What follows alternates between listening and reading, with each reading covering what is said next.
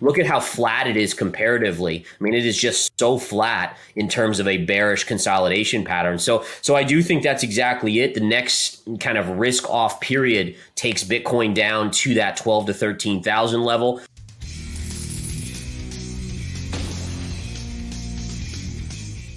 So basically, you're right. We've had this beautiful rally. You could see we were stuck in this channel. We broke even above the channel, which shows relative strength. And we're kind of coming into this area right here. So we are coming into resistance in the near term. If we draw a trend line right there, you can see from this pivot high, we're now retesting that same high.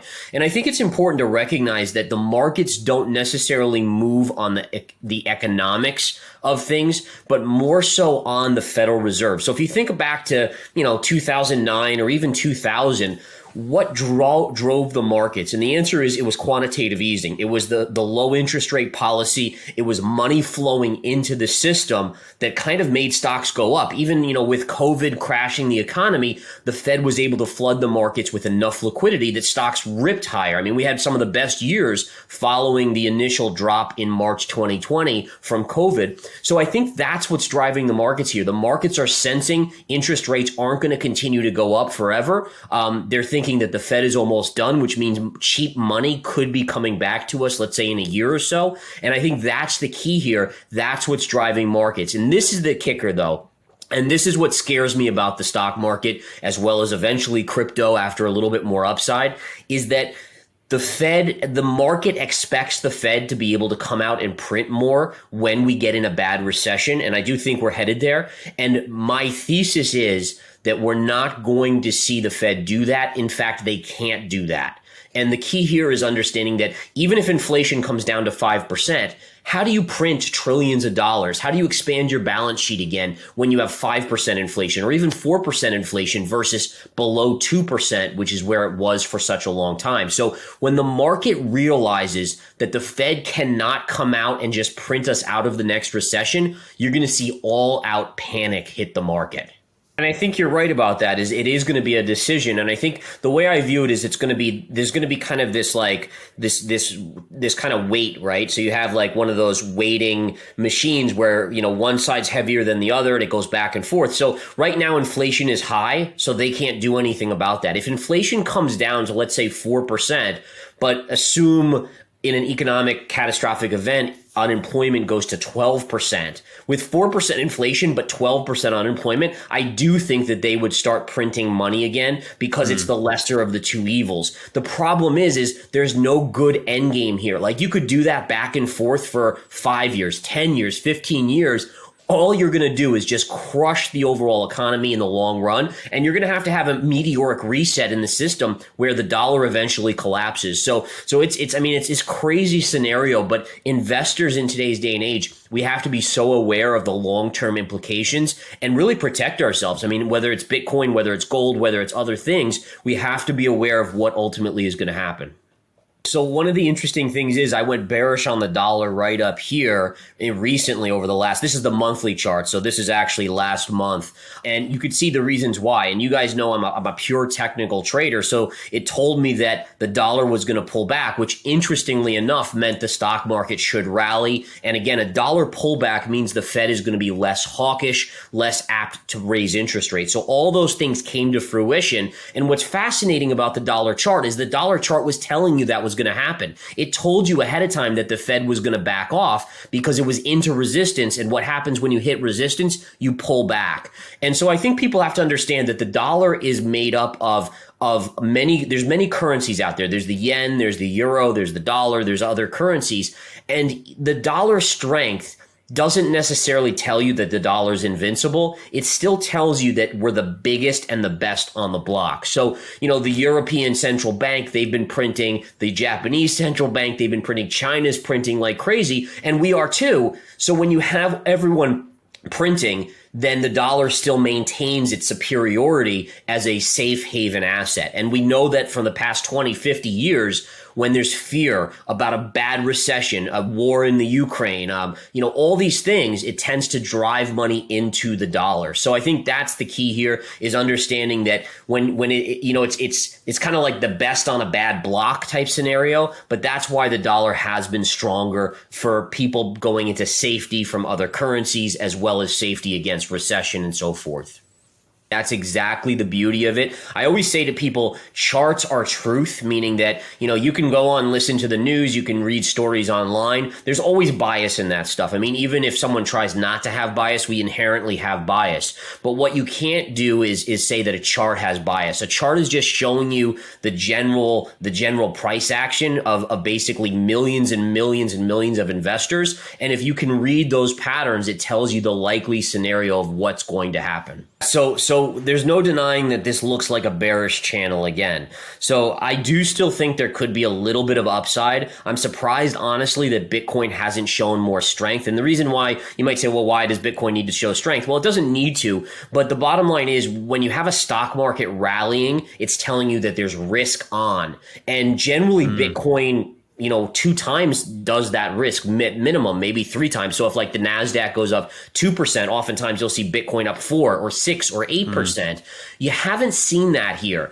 And that has to be something that you pay attention to, because I think what's going on here is that, so Bitcoin has floated up, but you're not seeing the same bang for your buck as the technology stocks because of Voyager, Celsius. I mean, there's definitely this fear amongst average investors that got burned, that their money got locked up in some of these fiascos. And so I think you're seeing less interest as a risk asset of going back in. Now, again, I think it's important to recognize that the longer term pattern here is bearish. I do still think we could go test one more time the high here, get up to about 25,500. But I have to be honest, I still have a downside ultimate target of 12 to 13,000 on Bitcoin. So I do think there's another leg lower. You can almost see the writing on the wall now, because if let's just say the NASDAQ starts to really tank again, and it's already we're seeing the NASDAQ's like 20% off of its lows, or 15%. So, imagine the NASDAQ just drops 20% back to its recent lows. You can't tell me that Bitcoin's not going to at least break the low here and head lower. And really, if you're talking, the low I think was 17,600 or whatever it was. Really at that point, you're not that far away from 12 to 13,000. So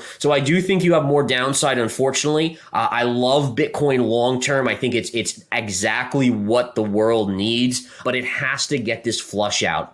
You haven't seen enough retail investors get freaked out to the point where they actually start talking about it not being worthless, like we saw in 2018 before the 2019-20 started to move up and 21 run up. So I think that also has to happen. And I still think you have to make a lot of these other coins go to zero. Not necessarily the top 20, 30 coins, but there's so many junk coins out there. If you look at the .com era, there was a major flush out and the best survived. And that's actually the healthiest thing for it to happen. So I think, again, on a technical basis, I've calculated it out. 12, 13,000 will be an interesting target. I'm hopeful that's the low. I'm going to start accumulating as we get below here, back into the teens for a longer term kind of hodl position.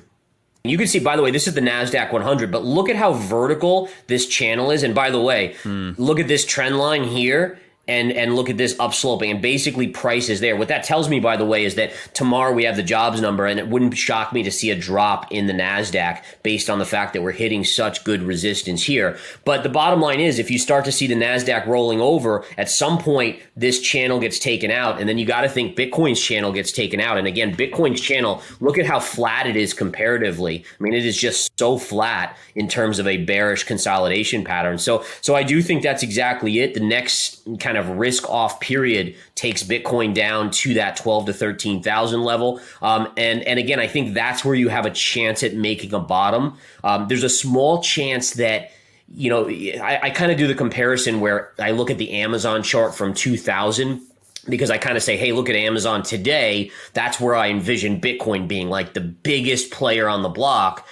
So what did it do? What did Amazon as a .com do when the .coms collapsed? And Amazon actually dropped about 95%. So that's my real worst case scenario. I think my goalpost right now, my kind of common sense target is 12 to 13,000. But I do want people to be aware that there's always a chance that you could see that 95% drop, which takes us back to about 3,500 on Bitcoin. Mm-hmm. Now, again, Amazon at that point was, if you took away the split, it was about a $6 stock, and then it went to like 3,500. So again, then map it out where Bitcoin could go later on, and that's why I'm so long-term bullish on it. But it certainly is. I mean, this is unprecedented in terms of Bitcoin's history with everything going on. The Fed, Bitcoin's never experienced a tightening phase like this, inflation this high. It's only been around since 2009.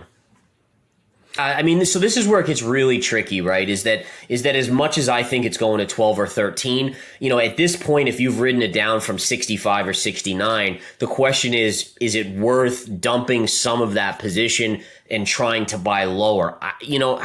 It's hard for me to give advice on that because it's such a tricky thing. I wouldn't want it to hit 15,000 and then start its next bull run and then people miss out on it. What I like to do is basically I would just say, if you're still in it and you've ridden it down, I don't know if I'd take the risk of exiting at these levels. I mean, even, if you think about from 69 to 22 where it is, that amount of drop. I mean, if I'm saying it's going to go to 12, it's only another $10,000. It's the equivalent of from 65 going to 55. It's not that big of a move. So just so everyone knows what I'm looking to do, basically below 20, at 19, I put 1/6 of what I want to own as a HODL position in Bitcoin into a portfolio, right? And basically every 2,000 to 3,000 down, I'm going to add another 1/6. So I'll have 2/6, 3/6, 4/6, 5/6 of a position, and then finally a full position at 6/6. If it gets below 10,000, that would be my last add right there. So I would say to people, I mean, you got to choose what you're most comfortable with. But my recommendation is at this stage, just dollar cost average at this point down. Just do it slowly so you can space out your buys. And then eventually I do believe that you see 100,000 on it, maybe 500, even 1 million down the road.